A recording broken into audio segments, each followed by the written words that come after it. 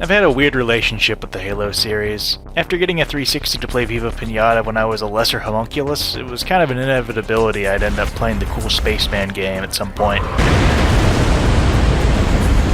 I played 3 in ODST, had no idea what was happening, but they were cool looking, so I enjoyed them. Then, I had such a negative response to Reach, it turned me into a PC gamer. Delicious! Over time, Master Chief kinda went to the same place in my brain the Noid is. He became a soda mascot to me. After the announcement of what is more or less the Orange Box 2 coming to PC, I decided to give the games another try, this time with a calcified pineal gland and a more refined taste in children's entertainment. Unfortunately, 343 tapered the launch of the games and decided to do Reach first on PC. I reacted accordingly. However, I played too much to refund, so I tried the other games as they launched. 2 finally filled in the gaps I had in my understanding of the story, which was most of the story, but revisiting 3 finally made the games kinda click. And by that, I mean 3 was so good it made me feel like I was missing something with the other games, so I went back and revisited them again, and now I think I know what's going on. I mostly just want to talk about the games mechanically, since that's 90% of what I care about in video games, but Halo's music and characters are a massive part of its appeal. Halo was, at one point in its development, supposed to be an RTS or like a planet-side style game. I imagine this is why the game ended up with different RTS-like factions that are all as distinct as they are. Heads up, I'm gonna spoil some of the plot elements, mostly just CE spoilers and kinda Reach, but every other Halo game kinda mentions how that one ends in passing quips, so I don't know if it counts. Anyway, Halo is about a big ring built by a mysterious ancient alien race. The ring, when activated, sends out a far-reaching pulse into space that destroys all life it comes into contact with. It was built as a last-ditch effort despite the Flood, a hive mind of the Thing-esque infectious zombie flesh creatures. In gameplay, the Flood have no weapons of their own, but will possess the dead bodies of the other 2 organic faction, and use their weapons and even vehicles sometimes. And you've got the Covenant, who are an alien cargo cult, who believe setting off the ring will send them to a magical afterlife. They're made up of a coalition of wacky Space Jam-esque cartoon characters who wield outlandish energy weapons and drive purple hovercraft named after different types of phantasm. The Sentinels are automated drones who maintain and defend the ring. They're led by Wheatley and want to set off the ring to get rid of the Flood. They're pretty straightforward. They're robots who have strict procedures to follow, and if they're not being followed, they'll become violent. Or usually they'll just whine. Finally, the UNSC represent humanity's intergalactic military forces. They're made up of goofball Marines who behave like a mix of Starship Troopers and skater kids about to end up in a Hall of Meat compilation. Dude, we should hang out, you're awesome! They use ballistic weapons and drive vehicles named after Persona archetypes. They're motivated by their desire to not be eradicated from existence. The different factions' motivations are set up in a way that allows for a lot of fun interactions and story beats. They've all got reasons to shoot each other. At times, it devolves into hacky-sack Scooby-Doo hallway clown car free-for-alls. But, under certain circumstances, they'll stop shooting each other. Very compelling stuff. Probably the funniest non-violent interactions are between the Covenant and the Sentinels. They both want to fire the ring, so they kinda get along, but the Covenant think that the Sentinels are holy constructs meant to guide them to the afterlife. Meanwhile, the Sentinels' robotic obsessiveness makes them try fruitlessly to inform the Covenant what the ring actually does. Fun cartoon antics ensue. I had no choice, Holy Oracle. This heretic imperiled the Great Journey. Oracle, Great Journey? Why do you meddlers insist on using such inaccurate versions? The series' music is great on its own, but when juxtaposed with the characters and setting of Halo, it's an inseparable match. The OST bounces around from war hype to mysterious to music to fight an alien cult in the jungle to. In CE and most of the series, you play as the Master Chief, the last UNSC Spartan. Spartans were humanity's elite super soldiers, but there's only one left, because while the rest of them were off busy dying in battle, he was busy canoodling with his Smurf Topa wife. Chief's pretty gruff and to the point. His personality is he wants to complete whatever objective's currently on the screen. Cortana's like a little witty Tinkerbell sidekick. She's usually pretty likable, but can get a little grating at times. I think the bulk of what makes Halo's gameplay stand out like it does comes from 2 key factors: encounter design and how the game handles enemy resistance and weaknesses. Halo's encounters rely heavily on its AI behavior and level design that supplies interesting setups for the AI to behave on, and for you to navigate. Enemies will fall back, push you, flank, dodge, and hide in ambush. Sometimes they'll even use vehicles if they're available. Halo's weapons are weird relative to most shooters in how they're treated as specialized tools. You're not really able to just grab a favorite gun and mow everything down. Mostly.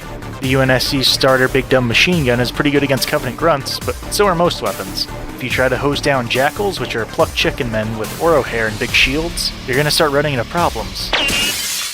On the flip side, if you're properly using weapons, you'll be able to very quickly turn even tanky enemies into purple mist in seconds. The series has a number of insta-kill and burst damage mechanics built into its arsenal. The most straightforward one is headshots. While using a precision weapon, like the Magnum, if you tag a shieldless enemy in the head, that's it.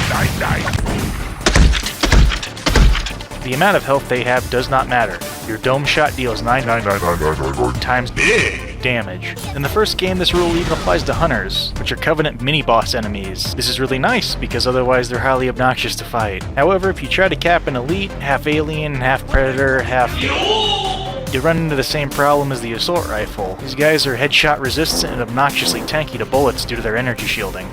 Missed that one. Elites act like officers in Covenant infantry units and are 9 out of 10 times seen wrangling a handful of grunts. The grunts happen to carry equipment that's highly effective against their bosses. This gives fighting squads and getting gear a nice flow. When engaging a unit of Covenant, it's best to first drop a few grunts to loot their anti-elite weapons. Then once you've got some proper firepower, you're able to push a bit and try to take out the squad elite. This can lead to a really fun AI quirk where if you're able to surgically remove a grunt's commander, they'll freak out, which opens them up to low-risk bullying. It's almost like dizzying an enemy in an action game, but on the scale of a whole group of enemies. Probably the most tailor-made elite remover is the Needler. It effectively deals percent max health damage. Individual shots from the weapon don't do very much, but 6-7 shots into something at once and they'll super combine. It's not necessarily an instant kill like headshots are, but it deals enough damage to typically blow past shields, health, and then some on most elites. The other, much more common Covenant chaff weapon works pretty well too. The plasma pistol can be charged up to fire a homing shot that will consistently tear off elite shields, but its primary fire does mediocre damage, and the projectiles are very slow, and elites strafe a lot. Fortunately, when you break an enemy's shield, they tend to flinch, which gives you about a second to follow up with something else. Aside from guns, grunts will also drop mystical blueberries. When consumed, these enable Master Chief to cast arcane fireballs in his offhand. You can hit enemies directly to stick them. This will lead to them comically panicking for a moment, and then receiving an ungodly amount of damage. Frag and plasma nades really bind Halo's arsenal together. They provide an ever-present source of flexible burst damage useful for breaking up groups, or removing single big threats if you've got good aim. Once you've downed an elite, you can take their gun, the plasma rifle. And this is where I start complaining about CE.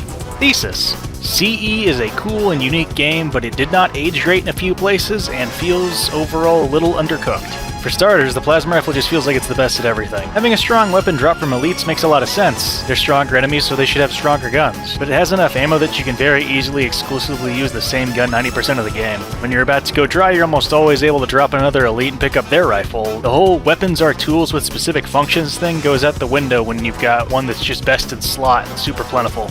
The only time the plasma rifle isn't great is against Flood, but just take everything I said about the plasma rifle and apply it to the shotgun when against the Flood. It feels like the shotgun has a massive damage multiplier against Flood for some reason.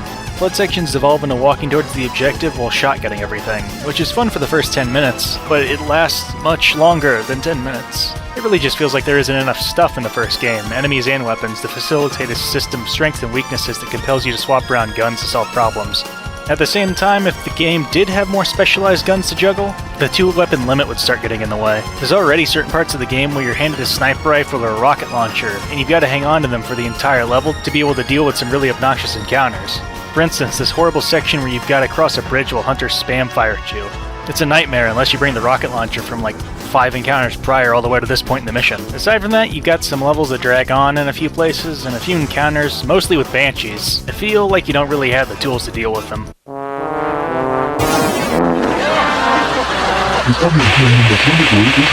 When you transition to Halo 2, you start to see where Dark Souls pulled inspiration from the Halo series. I know drawing comparisons to Dark Souls is taboo, and it's beyond just a little played out at this point, but bear with me, there's some nuanced observations to make here. You see, Halo, just like Dark Souls, has a second entry that blows shit. Despite Halo 2 introducing a bunch of welcome additions, it has 2 main issues that are kind of non-starters put together. First, the level design is much more obnoxious. There's a lot of sitting in place waiting for waves of enemies to spawn, and hidden snipers that drop your shields in one shot. Which leads me to the bigger problem. Mr. Chief is made out of paper in this game, and CE had a regenerating shield and a good bit of non-regenerating health. If you overextended and lost your shield, you could usually make it back to cover or maybe take down whatever you were fighting before getting ragdolled. In Halo 2, it feels like you're working with this. As a result of having to rely on such a small amount of regenerating health, you spend a lot of time hiding and waiting for your health to come back, which is a big reason I tend to heavily dislike shooters with similar health systems. It always feels like you have very little agency when your only healing method is hiding. The game just feels very limiting in how you can approach enemy encounters because of this. You almost never have the ability to push and be aggressive like you did in CE. And then if you turn down the difficulty, it's the total opposite problem. The game turns into baby mode. I could play this with my feet.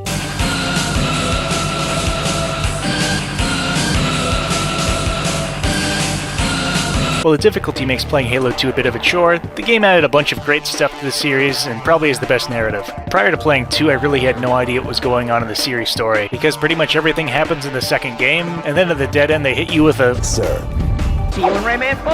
And wrap everything up in Halo 3. As far as new cool stuff in Halo 2, you've got levels where you play as the Arbiter, the elite who was in charge of the Covenant forces in the first game, who has now been branded and given antique armor to run special ops in his punishment. From what I can ascertain, this is like if a modern nation punished a failing bureaucrat by dressing them up as Hitler and sending him into the front lines. His missions further characterize the Covenant as a bunch of Rayman-esque cartoon characters led by worms and RGB Popats. He's got an active ability where he can cloak, and it feels like the whole game was balanced around being able to do this. It lets you break off from fights to run and heal, granting the player a lot more control in engagements, much more than you have when you're playing as Chief. It's a little too good though, feels like cheating if you use it on Master Chief, but the game feels like doo-doo if you don't, so The Flutter also given some more narrative characterization, which I didn't expect at all. I definitely didn't expect the gargantuan earthworm that spoke in rhymes. Lots of worms in the Halo series, it's like a subtext of the whole IP. Master Chief's gonna take off his helmet in Infinite, he's gonna be a big worm. Sentinels also get a new unit in the form of a big sentinel with shields in the front. It's cool looking, picks up vehicles and crushes them. There's a number of new weapons. The Covenant now have 2 guns that can headshot, and the player is also now able to use elite swords. Good luck actually using them though.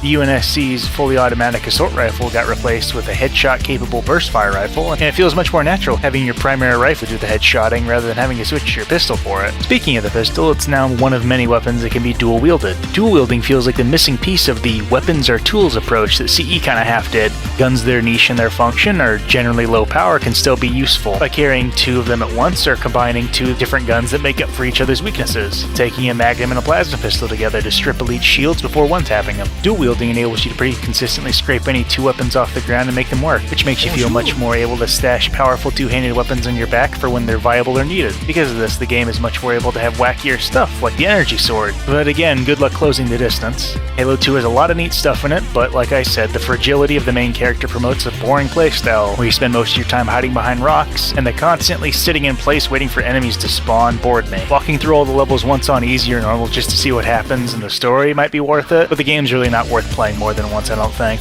It's really weird to me that they did a massive expensive graphical overhaul to Halo 2, and they didn't bother to throw in a rebalanced difficulty option. Likely unpopular opinion, but I don't really care. I likes what I likes. Speaking of what I likes, Halo 3's fantastic. Halo 1 and 2 feel like test runs that don't quite hit the mark in one way or the other. Halo 3 is really the point where most of the series' aspects and mechanics feel well implemented and complementary to one another. Except maybe the narrative, it's mostly just cleanup from 2.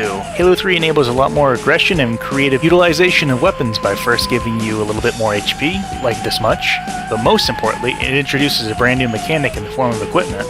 Enemy squad leaders, which are now brutes instead of elites. They're like pitbull gorillas. They took over during the events of Halo 2. Enemy squad leaders now sometimes carry one-time use deployables with them, most commonly bubble shields that make invincible dome barriers. If you drop a brute fast enough, you're able to swipe them for yourself. And I think this is the final piece that makes Halo really come together. Bubble shields specifically enable so much aggression and player agency.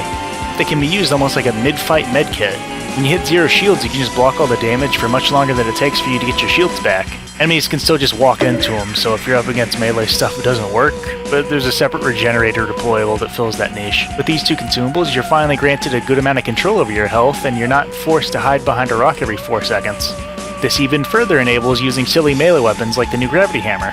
Aside from those pseudo medkits, you've also got energy drains, which are like big EMP balls that blow off everything's shields in a large area. There's a cloak that shows up only like 3 times, but you're able to use it to skip entire encounters or get a free assassination on a tough enemy. There's a sentry gun that sentinels will drop sometimes, and 2 that kind of blow and were probably made for multiplayer, since the AI don't seem to be affected by them. The full potential of equipment as a way to justify giving the player goofy OP consumable power-ups starts being realized with brute chieftains. If they aggro grow the player, they'll become invincible for like 10 seconds or so, and you'll have to kite them around like Mr. X until they're vulnerable again. However, if you can find a way to drop them before they can turn their invulnerability on, you can steal it from them.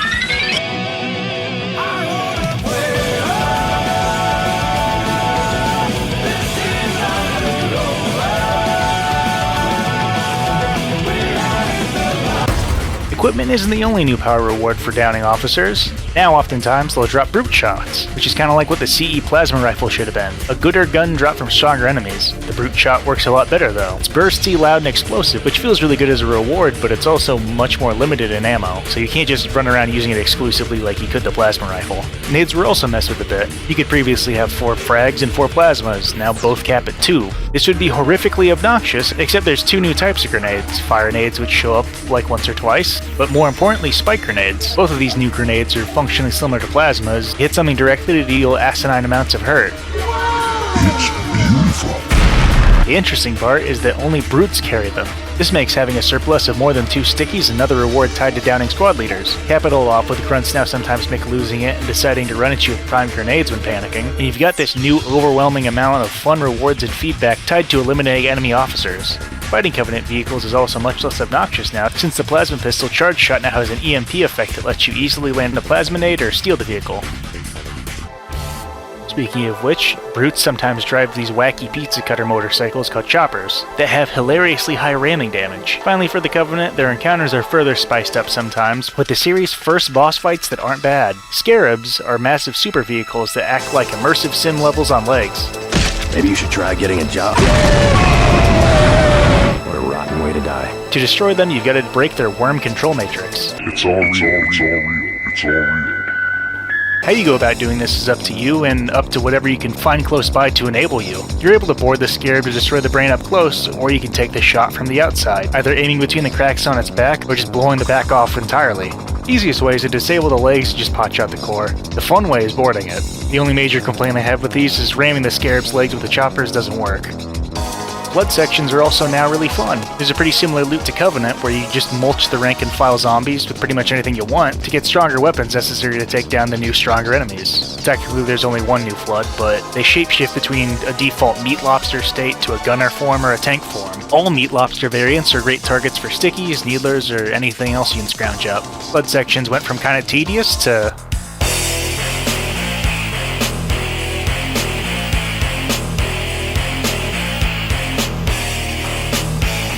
overall, Halo 3 really surprised me with how fun and unique it was. Plentiful grenades granting you access to massive burst damage, dual wielding allowing the player to carry more solutions with them, which makes the weapons as tools thing you have going on with the guns a lot easier to play around. Finally, equipment being a single-use consumable stolen from enemies makes you feel like Kirby with a gun. From these 3 aspects put together, Halo 3 really stands apart from other shooters and feels wholly unique and fun. You could just make Halo 3 level packs forever and I would buy them. Speaking of level packs, Halo 3 would get an in-engine standalone spin-off game called Halo 3 ODST. It gets rid of 2 of the 3 things I just said were good. Despite this, I still enjoy it a lot. In ODST, you don't play as a Spartan, instead you're a bunch of super Marines, kinda. They're somewhere between Spartan and Marine in power level, closer to Marine. It makes sense they wouldn't be able to dual wield like the Chief can because of their unaugmented noodle arms. I'd still be annoyed by it, but they get compensated by being able to carry 3 of each grenade, and the incendiary ones are much more common than they were in 3. If you can get over the ODST's weird lob they do, you'll be able to solve most of your problems by spamming wacky space bombs. Still, I don't understand why equipment isn't usable by the player. Brutes still toss out bubble shields, cloak, and sometimes turn invincible, but you don't get to. Maybe Bungie thought it would make you feel too powerful as an ODST. I don't really care. Equipment was too much fun for it to matter. Removing it's a big frowny face sticker from me, bucko. Regardless, ODST is still great. It brings back non-regenerating HP that you've got to pick up medkits for. They're pretty easy to find, but it would be cool to carry one with you. I wonder how they could have implemented that.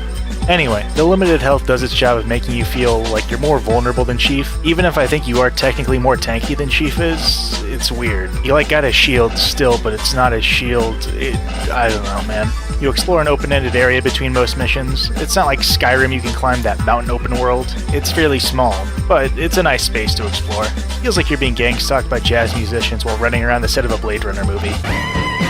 and a lot of the missions can be played in any order depending on which of the starting points you go to first. It's a very unique setup for the series. It's got a great OST, maybe the best one in the series. Fun characters, gameplay feels like Halo 3 with some tweaking to make you feel like you're punching up more, but should have had equipment, otherwise probably my second favorite Halo. Only briefly talking about it because it's a lot of carryover from 3.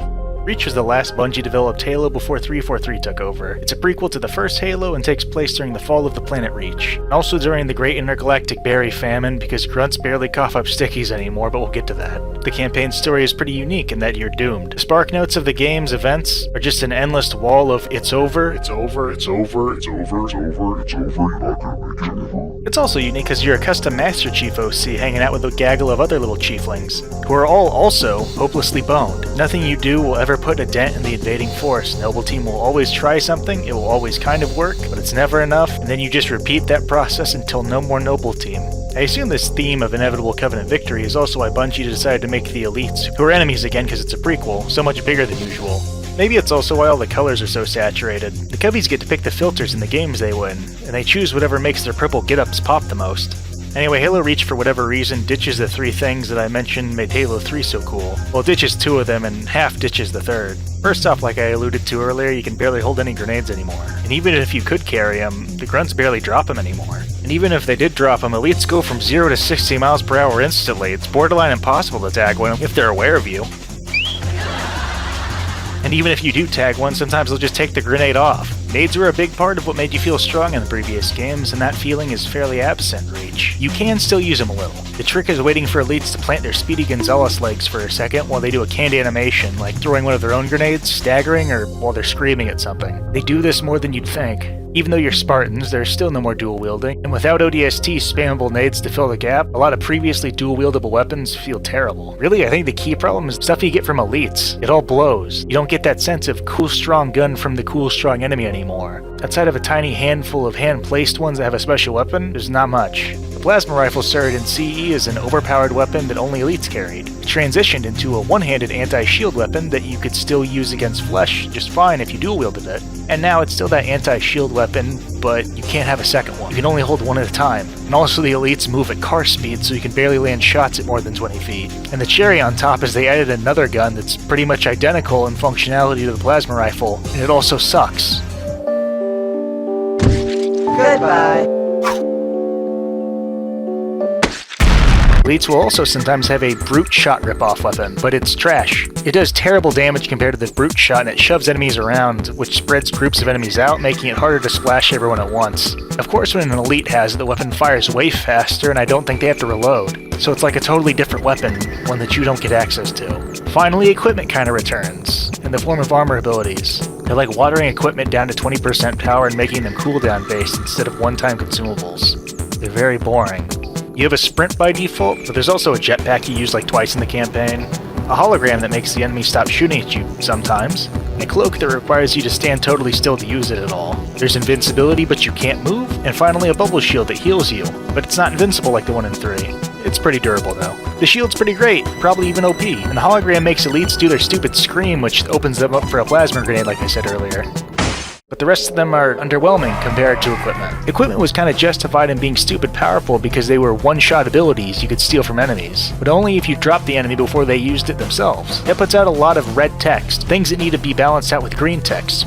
So you could let the player move while being invincible or invisible. The dome shield could have infinite HP, and you were allowed to have offensive ones like the power drain. There were still a handful of underwhelming equipment, but they weren't really the norm. Despite all this complaining about the transition from 3 to Reach being a colossal step in the lame direction that shed a bunch of the series' fun mechanics, Reach itself is still a pretty good game, I think. The armor abilities do grant a level of agency that you didn't have back in Halo 1 and 2, letting you close gaps to use close-ranged weapons, or letting you break off from shootouts to heal. What really carries Reach is the stellar missions. There's a nice split between standard FPS shooter corridors and more sandboxy encounters that give you a goal and then just leaves a bunch of trash lying around to let you figure out a solution yourself. It's got some really fun weapons like the new needle rifle, which can both headshot and do the needler explosion if you hit something 3 times. And overall, I'd say it's the best looking game in the series. Actually, go back and take a point off for not actually having you fight a scarab. They're just a decoration for most of the game, and 2 of them shoot at you during a scripted sequence at the end. Overall, I'd say I'd like Reach better than CE 2, but I would not play it first. Play the games in release order, so Reach after 3 and ODST. Reach is specifically weird and hard to pick up if you don't already know what the series weapons do, which is probably why I didn't like it at release way back in the day, and I didn't like it again when it was the first Halo I replayed on the Master Chief Collection. After Reach, 343 Industries, a company formed to take over for Bungie, and made Halo 4. I hate how everything looks in this game. For starters, they replaced the plasma rifle with a functionally similar weapon that has a much less interesting silhouette, and that matters to me.